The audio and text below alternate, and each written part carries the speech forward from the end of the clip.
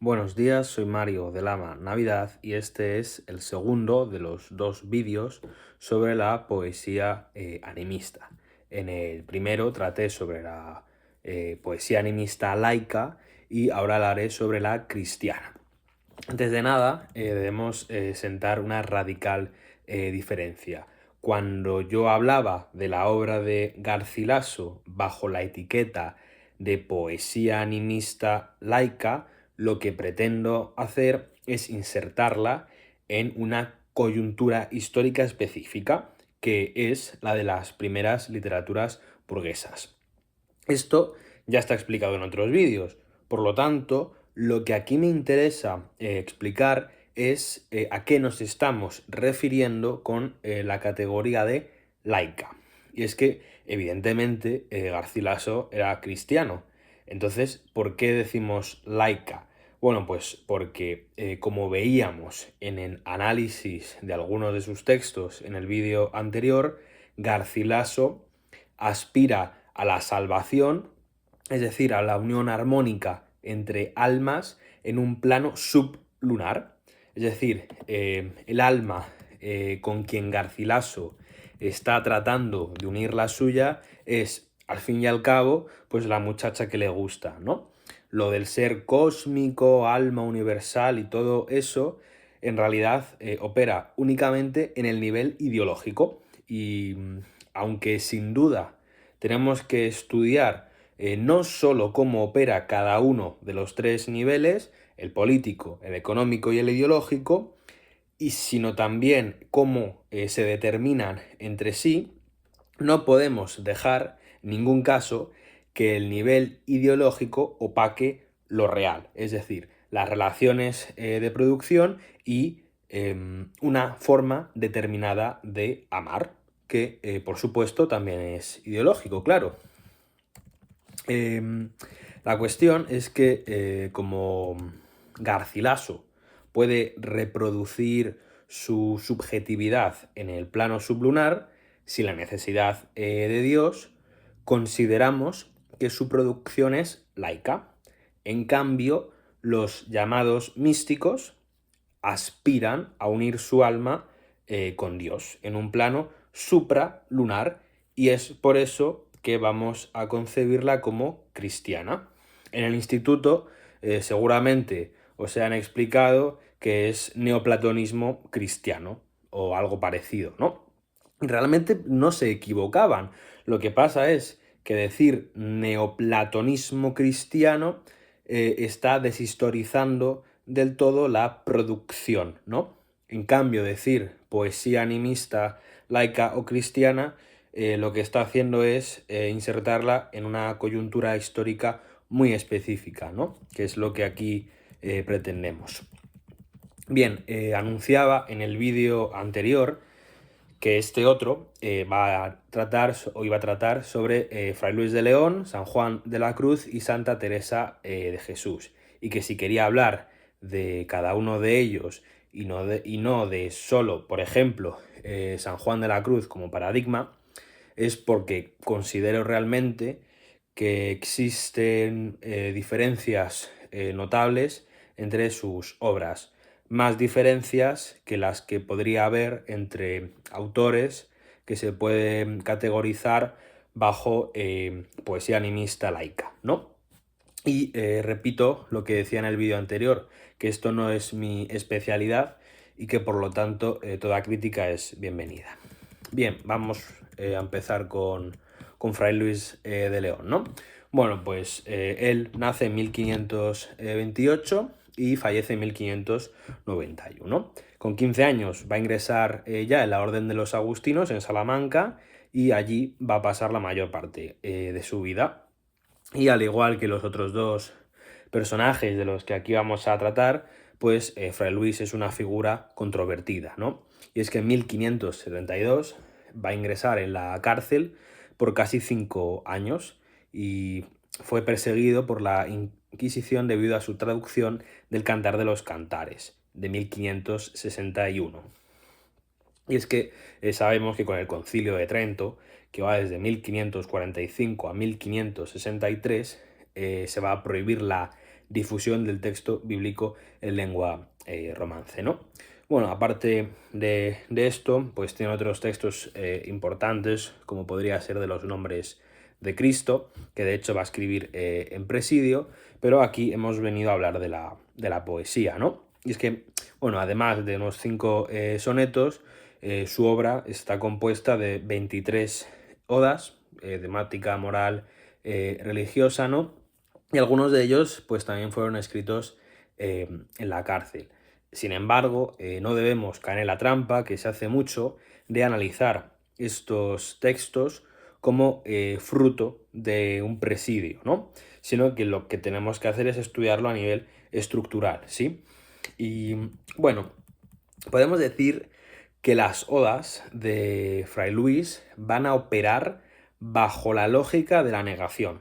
Es decir, que va a enunciar aquello que le impide la afirmación contemplativa.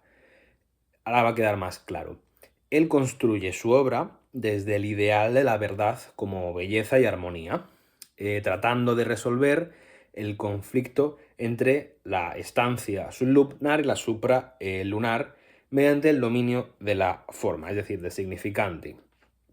Y esto lo vamos a ver, lo primero, lo de la lógica de la negación, muy bien en la Oda Primera, Vida Retirada, que es la más famosa, donde dice: qué descansada vida la del que huye del mundanal ruido. Es decir, la afirmación contemplativa en el primer verso, la descansada vida, y aquello que lo impide, el mundanal ruido, en el segundo, ¿no? Esto es a lo que me refiero con la lógica de la negación. Siempre va a anunciar la afirmación contemplativa en la descansada vida, pero negada con aquello que le impide, ¿no? El mundanal ruido. Y es que algo que tienen en común todos los místicos es que para unir su alma con el plano supralunar, primero han de negar la posibilidad de hacerlo en el sublunar. Tiene sentido, ¿no? Y tal vez aquello que diferencie a Fray Luis de León respecto a San Juan y Santa Teresa es que Fray Luis no va a alcanzar la unión mística porque él se va a quedar siempre en la negación. Y es por ello que algunos críticos van a calificar su obra de pseudomística. Y de nuevo, es cierto, pero de nuevo desprovisto de historización, ¿no? Bien, para lo segundo, es decir, lo de tratar de resolver el conflicto entre las dos estancias, sublunar y supralunar, mediante el dominio de la forma, se observa en sus odas una predominancia de la estrofa de la lira, ¿no? Y esa convicción de querer ajustarse a esta estrofa es asimismo una pretensión de búsqueda de armonía, ¿no? En los términos animistas que aquí venimos manejando. Bien, para terminar de entender a Fray Luis, vamos con un pequeño análisis de la Oda Primera y de la Tercera, ¿vale? Bien, la Oda Primera, a la que ya me he referido con anterioridad, la vida retirada. Bien, pues este texto es realmente el más importante, diría, y constituye una síntesis de lo que desarrolla en el resto de odas, ¿sí? El mundanal ruido al que remitíamos antes es, a su vez, por un lado, la esfera pública, ¿sí? Y por otro lado, el mundo urbano y cortesano con las relaciones de producción burguesas. Su ideal, en cambio, pues se va a configurar, como es lógico, en la esfera privada, ¿sí? Alejado de todo aquello, alejado del mundanal ruido, es decir, en la naturaleza, con mayúscula. Pero esta contemplación de la naturaleza no funciona tanto como unión del alma con esta, sino como contemplación a través de la cual el yo aspira a una ascensión mayor con Dios, y que sin embargo es incapaz de realizar, como ya vemos, porque su producción se ve necesariamente atada a la dialéctica entre estas dos esferas. Dicho de otra forma, que la existencia de las relaciones de producción burguesas, aunque él las rechace, le impiden unir su alma con la de Dios, ¿no? Ahora bien, la necesidad del salto ascético es sólo necesaria en el animismo cristiano, porque en el laico se va a quedar en los ojos de la dama, mientras que en el organicismo se va a aceptar las apariencias terrenales, ¿sí? Y esta es la radical diferencia entre estas tres tipos de producciones, ¿sí? Bien, la obra tercera, titulada a Salinas, va a presentar algunas variaciones. La ascensión aquí se va a perseguir, en cambio, bajo la teoría pitagórica de la música, y es que Pitágoras demostró que existe una relación, bueno, más bien, que las relaciones entre las longitudes de las cuerdas de un instrumento y los tonos se pueden expresar en proporciones matemáticas, ¿sí? Por lo tanto, bajo dicha armonía, el alma dormida va a recordar que tiene un origen perdido más profundo, ¿no? Es la música la que activa ese recuerdo. Y es lo mismo que le pasaba a Garcilaso, solo que con él era el amor, ¿no? Mientras que con Fray Luis, pues es la música. Y de hecho lo va a decir muy clarito Fray Luis: a cuyo son divino el alma, que en el olvido está sumida, torna a cobrar el tino y memoria perdida de su origen primera esclarecida. Lo ha dicho tal cual, ¿no? Pero, de nuevo, la unión no es posible, ¿no? Porque el alma recuerda su origen dormido, sí, pero solo mientras suene la música. Por lo tanto, sigue operando bajo esa misma lógica de la incapacidad de ascenso real, ¿no? Ahora vamos con Santa Teresa de Jesús. Teresa de Cepeda nace en 1515 y fallece en 1582. Pertenece a una familia de campesinos rica y de orígenes judíos. Con 19 años va a ingresar en los carmelitas. Santa Teresa pues también será mal vista a ojos de la Inquisición. En su libro de la vida va a hablar de la forma en que Dios se le aparece o cómo ella sentía esa unión mística, ¿no? Su obsesión va a ser la de tratar con Dios a solas, ¿no? Es decir, la necesidad de una institución que medie. Y sin embargo, va a dedicarse a fundar conventos para luchar contra el luteranismo, a la par que defiende que la oración ha de ser también vocal y no solo mental. Es decir, está operando bajo una contradicción, porque aunque sí es cierto que lo de los conventos era para formar conventos únicamente para mujeres, lo de sin que haya una institución que medie y a la vez te dediques a fundar conventos puede resultar contradictorio en algunos aspectos, ¿sí? Santa Teresa se va a parecer a Fray Luis en lo que se refiere a la lógica de la negación. Y esto se puede ver muy bien en sus más famosos versos: vivo sin vivir en mí, y tan alta vida espero que muero porque no muero. Es decir, existe una alta vida, una vida superior, ascética, que se espera y que sin embargo es inaprensible, ¿no? Y si queremos realmente entender esta paradoja del vivo sin vivir en mí, muero porque no muero, tenemos que leer un poquito más del texto, ¿vale? Dice a continuación: esta divina prisión del amor en que yo vivo ha hecho a Dios mi cautivo y libre mi corazón, y causa en mí tal pasión ver a Dios mi prisionero que muero porque no muero. Es decir, La divina prisión es el cuerpo, ¿no? Es aquello que sujeta, que ata al alma la esfera sublunar. Efectivamente, el yo vive sin vivir en él, porque la falsa dialéctica entre alma y cuerpo crea una suerte de yo verdadero, yo real. Es decir, digamos que habría un yo que dialoga con la esfera privada, la del origen perdido verdadero, y un yo que se sabe inmerso en las nuevas condiciones de producción, las burguesas. Y es ese segundo yo el que le ata la esfera sublunar e impide la ascensión mística.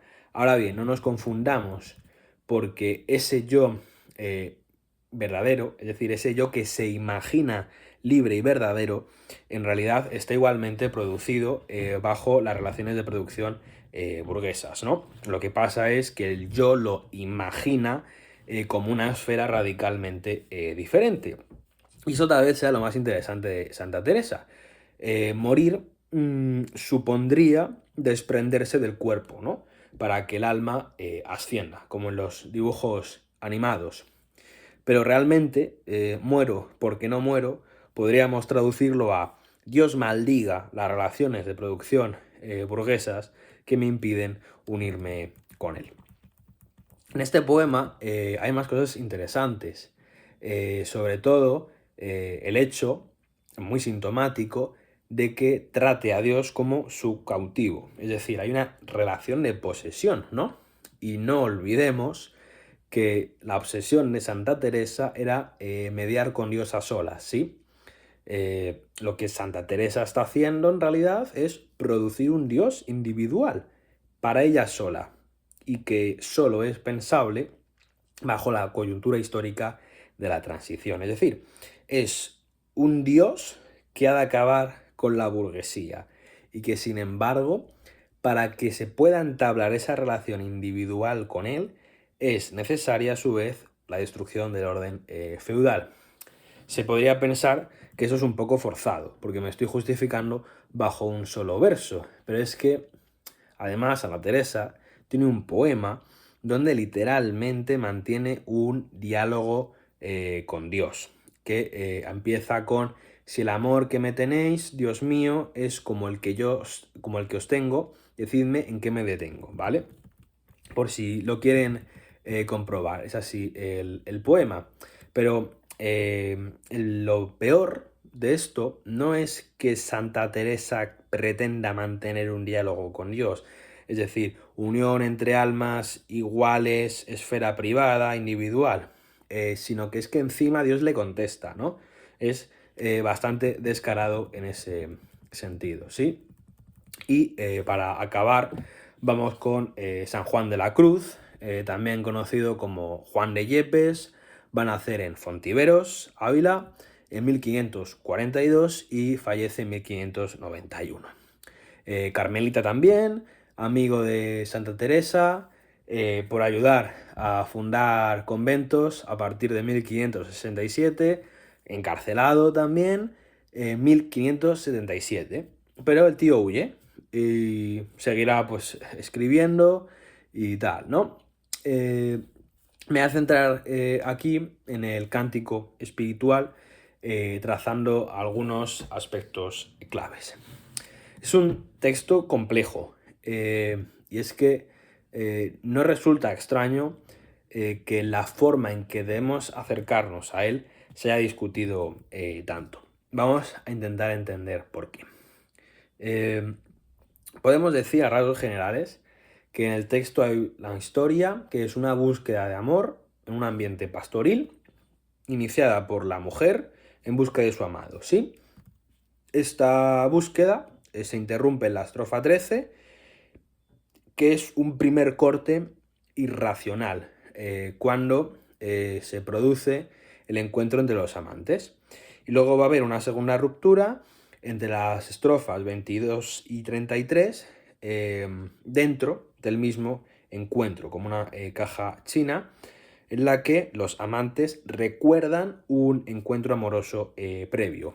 Y finalmente, en las últimas estrofas, de la 36 a la 40, se produce la invitación hacia un encuentro amoroso futuro, es decir, que no barran con el fornicio, ¿no? Sin embargo, se va a quedar una estrofa anticlimática al final cuando mencionan a un tal Aminadab, ¿sí? Y se queda como en suspenso la cosa, ¿no? Entonces, bueno, leído de forma literal, salvando los santos temporales que se pueden entender, pues tiene sentido, ¿no? Lo que ocurre, ¿no? Encuentro amoroso, varios encuentros amorosos con saltos temporales. Bueno, no debería presentar un mayor problema, pero realmente hay dos problemas gordos, ¿no? El primero de ellos es que San Juan va a escribir una explicación al texto y el segundo es el uso de ciertos símbolos. Bueno, primero tenemos que considerar esto, ¿no? Que nos encontramos ante un texto erótico. Y habría que preguntarse qué sentido tiene que un carmelita escriba un texto así, ¿no? Aparentemente ninguno. Y es que de hecho San Juan en sus comentarios lo que va a hacer es dar una explicación cristiana de todo el texto. Es decir, para cada cosa hay una explicación cristiana. El problema es que tú te pones a leer esos comentarios, ves el poema y no tiene nada que ver, ¿no? Entonces, la crítica lo que ha hecho es, en cierta forma, no conceder una gran importancia a estos comentarios porque no tienen sentido respecto al texto y analizan el cántico espiritual más o menos de forma aislada, ¿no? Sin tener en demasiada consideración estos comentarios. Y esto es problemático, porque yo estoy de acuerdo en que lo que el autor dice sobre su propia obra no tiene que tomarse como única verdad, porque el autor no tiene por qué tener razón sobre su propia obra, y esto es así. Y además que sabemos que la ideología opera a un nivel consciente e inconsciente al mismo tiempo, por lo que no te puedes terminar de fiar de lo que te esté contando el autor, ¿no? Pero creo que dichos comentarios sí han de ser tomados en cuenta, pero no tanto por lo que estos puedan explicar o dejar de explicar, sino por su mera existencia. Y me explico. El hecho de que San Juan necesite explicar los símbolos que emplea, el significado de lo que está diciendo, implica sin duda una ruptura, algo sintomático. Por tanto, no creo que se trate tanto de preguntarse qué significa tal o cual símbolo, sino preguntarse por qué necesita San Juan recurrir a símbolos no convencionales. Además,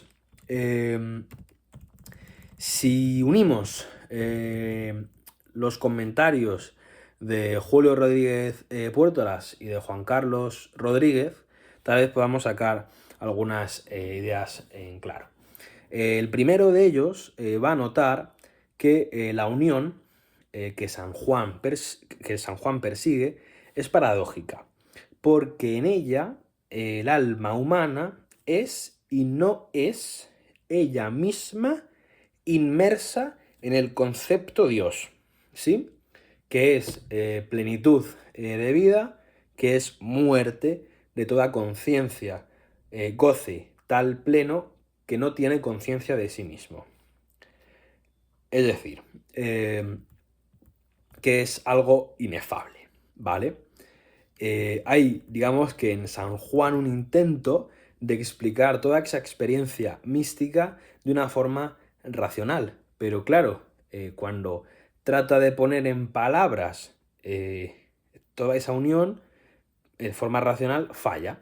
Y es aquí donde está el problema central. Y resulta muy sintomático algo que se dice en la estrofa 7, en busca de la. O sea, en boca de la amada. Dice: y todos cuantos vagan de ti van mil gracias refiriendo, y todos más me llagan, y déjame muriendo, un no sé qué que quedan balbuciendo. Un no sé qué que quedan balbuciendo. Es decir, como apunta Juan Carlos Rodríguez, hay una dificultad, mejor dicho, se expresa la dificultad de la liberación y de autorreconocimiento para el alma bella liberada. Es decir, el alma bella no puede reconocerse en sí misma porque no es capaz de poner en palabras la experiencia imaginada de la unión mística. Por tanto, volviendo a Puertolas, San Juan va a recurrir a modos de expresión que realmente no expresan la experiencia misma, porque no se puede, sino una cosa totalmente distinta. Y es desde aquí, donde tenemos que tratar de extender esa distancia entre el poema y los comentarios. En términos lacanianos, tal vez se entienda mejor. Si lo real, experiencia mística, trata de integrarse en lo simbólico, se produce únicamente un no sé qué que quedan balbuciendo, ¿no? Cuando lo real intenta integrarse en lo simbólico, pierde su significado y se nos da distorsionado, ¿sí? Puertolas, además, va a notar lo siguiente. Dice que San Juan, como inconsciente de la imposibilidad de decir lo inefable, de concreción poética absoluta, da concreción poética absoluta a las metáforas y vocablos del amor humano, que emplea como si, de hecho, fuese ese el lenguaje real de la experiencia de la unión amorosa y sus goces. Y aquí está la clave. El inconsciente ideológico de San Juan no le permite imaginar los símbolos paganos o la escritura pagana como algo radicalmente diferente a lo divino. Cuando San Juan escribe sus comentarios, lo que pretende es demostrar que su escritura es solo un reflejo de la escritura divina. Por lo tanto, cuando la crítica habla del problema de la interpretación, lo que pasa es que están tratando de acercarse al texto desde su inconsciente kantiano, que por supuesto no se corresponde al tipo de escritura que San Juan produce. Es decir, que se está intentando dar una lectura literal cuando para San Juan lo que él está escribiendo en el cántico son símbolos sagrados, ¿sí? Entonces, nosotros que no sabemos leer los símbolos sagrados porque nuestro inconsciente no nos deja, vemos la no correspondencia formal entre los comentarios y los poemas, y por eso decimos que no tiene nada que ver. Pero desde el inconsciente de San Juan son la misma cosa, y eso es lo importante. Por supuesto que esto que estoy yo aquí diciendo no soluciona todos los problemas del texto. Algunos sí, espero. Pero creo que puede ayudar a pensarlo de otra forma, ¿sí? Bueno, en definitiva, hemos visto aquí tres autores con diferencias notorias entre ellos, pero que responden a una misma coyuntura histórica muy específica, ¿no? Son tres modelos ante una misma crisis religiosa, siempre de mano del imperio y sus contradicciones, ¿sí? Me despido aquí, espero que el vídeo haya resultado de utilidad. Muchas gracias y un saludo.